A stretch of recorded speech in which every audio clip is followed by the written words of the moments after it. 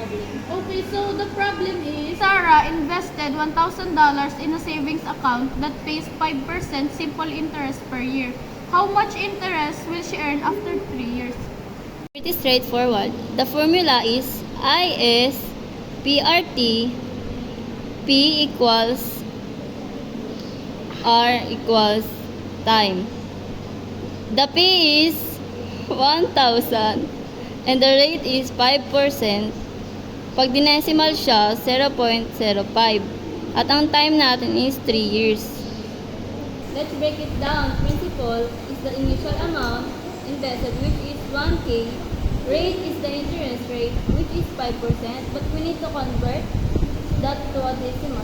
Decimal by dividing by 100, 0.05.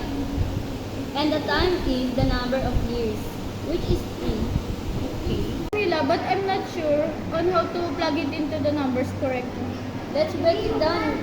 Principal is the initial amount invested, which is 1,000.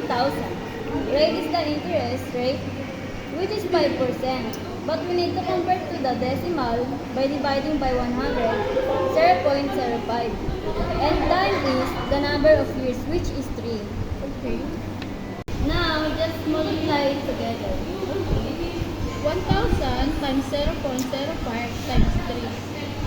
That's $150. So Sarah will earn $150 in interest after 3 years? Exactly. See? It wasn't so bad. You just needed to break down the formula and plug in the right values. Wow, thank you so much, Maya. I feel so much better now. I'm overthinking it. That's often the case with math problems. Just take it step by step and you'll get there. Now, how about we celebrate